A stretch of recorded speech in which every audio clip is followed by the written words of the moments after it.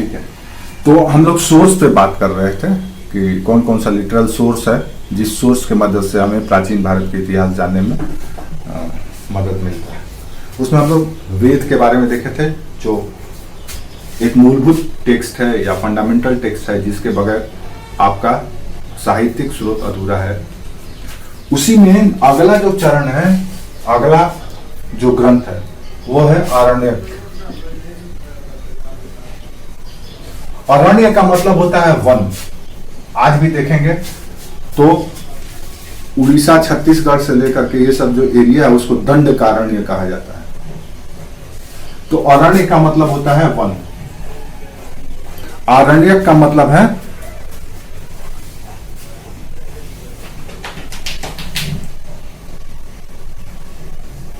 आरण्यक का मतलब है वन में अर्जित ज्ञान,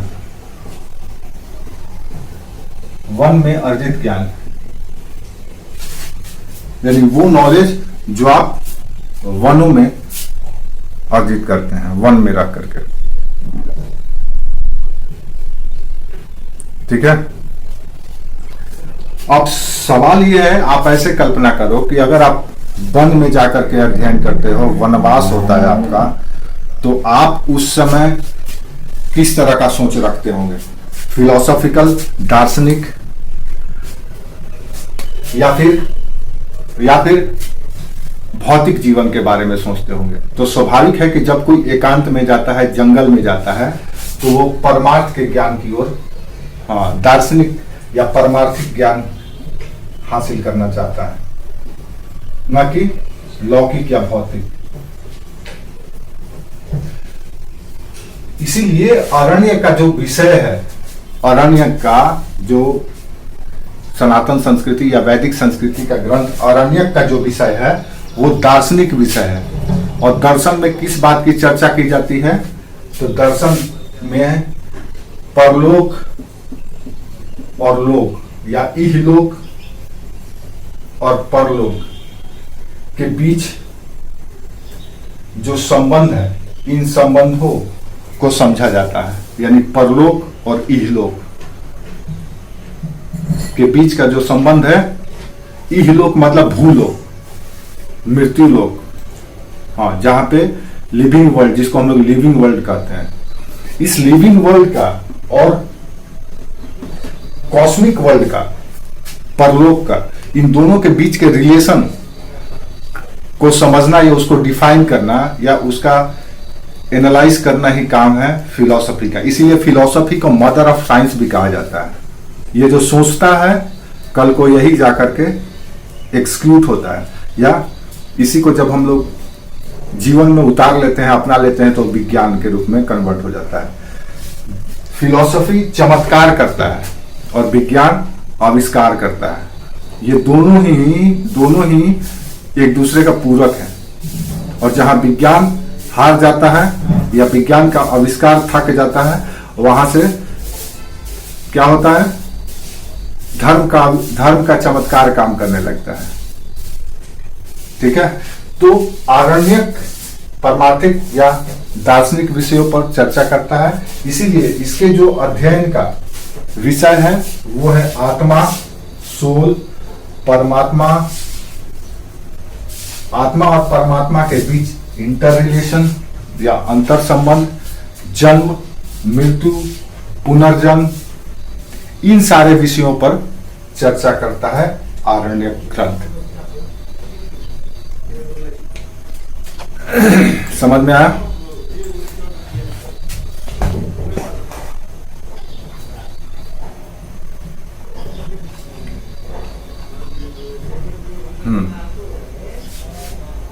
तो आरण्यक आपको इस नजर से पढ़ना है।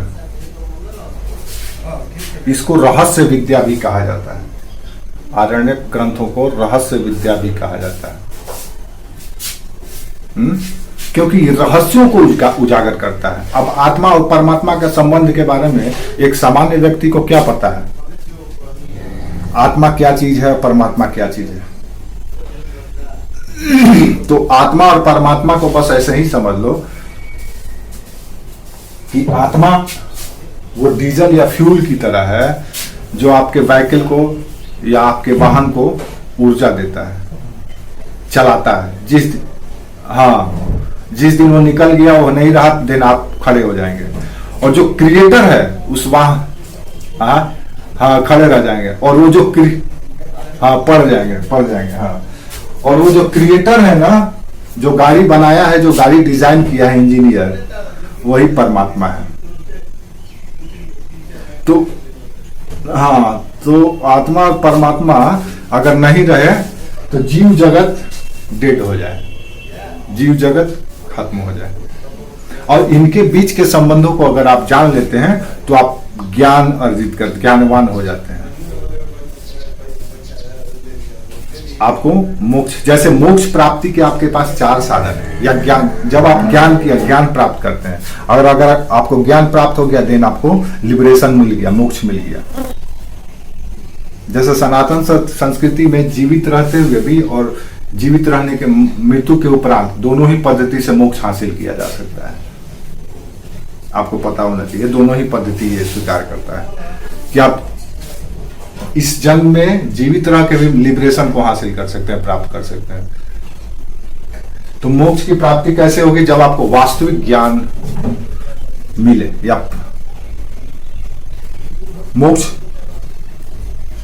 मोक्ष दरअसल क्या है? मोक्ष एक ऐसा स्टेज है सोल का, आत्मा का एक ऐसा स्टेज है जो हर एक तरह के प्रभावों से, हर एक तरह का बदलावों से विमुक्त हो जाता है। उस पर किसी तरह का कोई प्रभाव नहीं पड़ता। लिबरेशन का मतलब यही है। जब आप लिबरेशन के दौर नहीं, वो एनर्जी का एक ऐसा स्टेज है, ऐसे समझ लो, एनर्जी का एक ऐसा स्टेज है जब उस एनर्जी पे किसी भी तरह का कोई बाहरी कॉन्सिक्वेंस नहीं होगा, किसी भी तरह का कोई प्रभाव नहीं पड़ेगा। उसी को मोक्ष कहते हैं। जैसे मोक्ष दरअसल एक स्वतंत्रता की तरह है, लिबरेशन की तरह है, इसीलिए उसको भी लिबरेशन कहा जाता है कि आप पर किसी का कोई नियंत्रण नहीं है। आपको जो मन करता है, आप अनंत ब्रह्मांड में आप विचरण करते रहिए। न तो आपको माया का खौफ होगा, न तो आपको डर होगा, न तो आपको तृष्णा होगी, न तो आपके अंदर इच्छा होगी। सबसे मोक्ष फ्री आप एकदम फ्री हो गए, देन इसको मोक्ष कहा जाता है, लिबरेशन। और ये हर एक धर्म का एक तरह से कहा जाए तो मंजिल यही होता है, चाहे वो किसी भी धर्म में हो। इस्लाम में मोक्ष की कल्पना है कि नहीं है वहां पे, लेकिन थोड़ा सा अलग दर्शन है, फिलोसफी, यहाँ चर्चा करना अनावश्यक है। लेकिन उनकी थोड़ी सी फिलोसफी अलग है। उनकी फिलॉसफी थोड़ा सा इस तरह से है कि वो जीव को कभी बंधन से मुक्त नहीं करते। जीव या आत्मा को कभी बंधन से मुक्त नहीं, बल्कि आत्मा को रिवार्ड देने या प्रोत्साहित करने पर विश्वास करते हैं। 72 हुर का कॉन्सेप्ट है उनके यहाँ कि आप अच्छे काम करेंगे, दिन आपको 72 हुर मिलेंगे। हुर यहाँ पे दरअसल नारी चरित्र से है कि आपको 72 नारी मिलेंगी।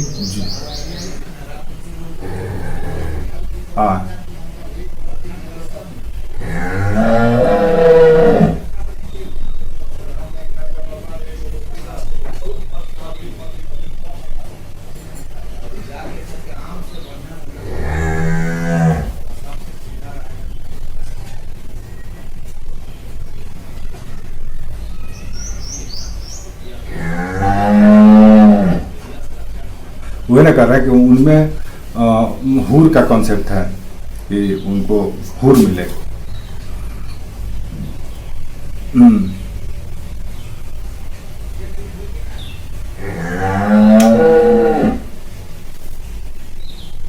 देखो इस्लाम धर्म जो है ना, अगर लोग इस्लाम धर्म को मानने लगे ना तो ये धरती रहने लायक नहीं रह जाएगा।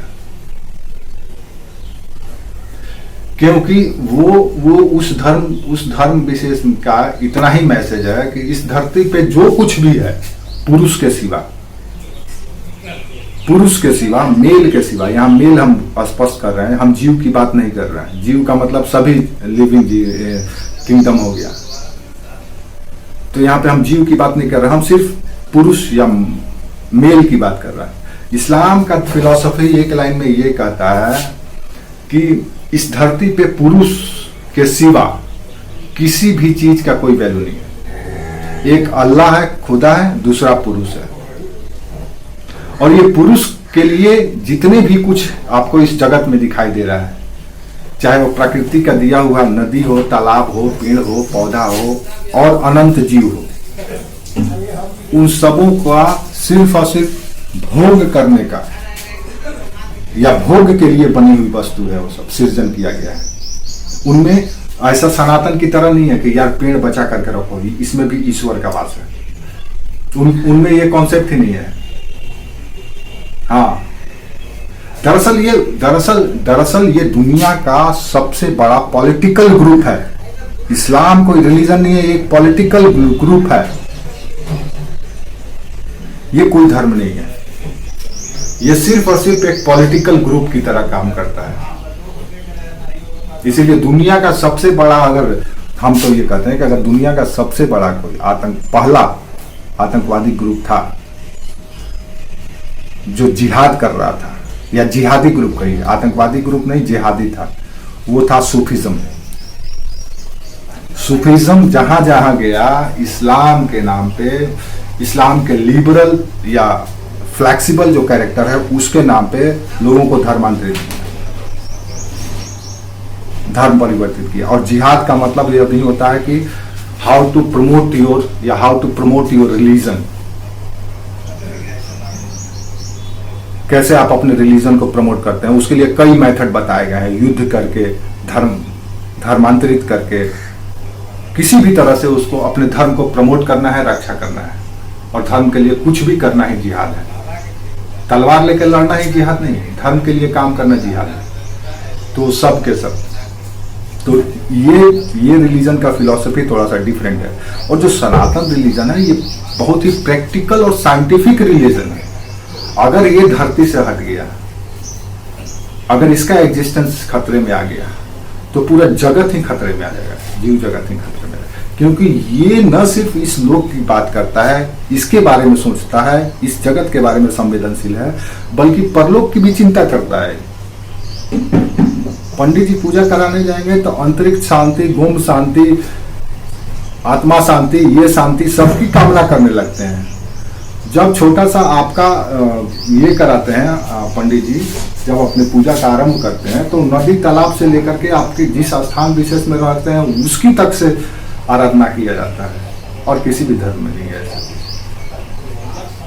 ये सनातन संस्कृति दरअसल इतना व्यवहारिक है, इतना प्रैक्टिकल है। इसीलिए आज भी प्योर सोल में या प्योर आप कह सकते हैं कि जो नेचर है या प्योर कैरेक्टर है, उसमें आज भी यही एक रिलीजन है जो एग्जिस्ट करता है। बाकी सब के सब रिलीजन कहीं ना कहीं से बदल गए या खत्म हो गए। एक प्रैक्टिकल यही है, व्यवहारिक यही है। ये सागर की तरह है जिसमें बहुत सारे असंख्य नदियां या असंख्य पंथ आते हैं और फाइनली इन्हीं में उनको विलीन हो जाना है। इतना प्रैक्टिकल है। इसलिए इसके समझने के लिए, जिसको हम वैदिक धर्म या सनातन संस्कृति भी कहते हैं, वैदिक धर्म को समझने के लिए, जानने के लिए आपको वेद जानना होगा, आरण्यक जानना होगा। तो आरण्यक क्या है? आरण्यक दरअसल एक तरह से कह सकते हैं कि ये वो फिलॉसफी है या वो मैकेनिज्म को डिफाइन करता है जो मानव अपने स्थूल चक्षु से या खुले आंखों से नहीं देख सकता है। उसको आंतरिक चक्षु या आंतरिक ज्ञान से ही इस ज्ञान को समझ सकता है। और ये कहाँ मिलता है? एकांत में, जंगल में, वन में। इसीलिए इसको अरण्यक कहा गया है। ये रहस्यों को उद्घाटित करता है, विज्ञान के उस थ्योरी को उजागर करता है, या नेचुरल साइंस या प्राकृतिक विज्ञान आप कह सकते हैं, प्राकृतिक विज्ञान के उस रहस्य को उजागर करता है जो सामान्य जन नहीं देख सकता है। ठीक है, समझ में आया?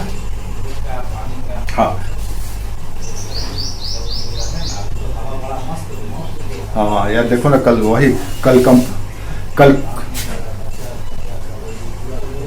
ठीक है कल देखो वो कंपनी वाला भी फोन किया था, सर आप अपना ऐप क्यों नहीं यूज कर रहे हैं? हम बोले यार ये तो कल बोल रहा था कि ये सब चल रहा है, आपका प्रमोशन नहीं हो रहा, देख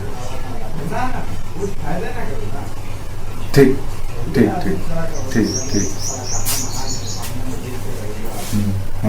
ऐप से क्या होता है कि बच्चे भी पढ़ने लगते हैं आजकल। हाँ हाँ हाँ हाँ।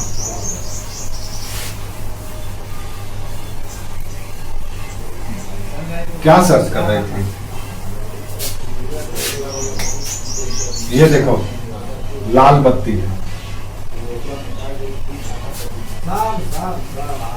यूट्यूब में आप इसको अगर खोजेंगे तो ये मिलेगा, लाल बत्ती।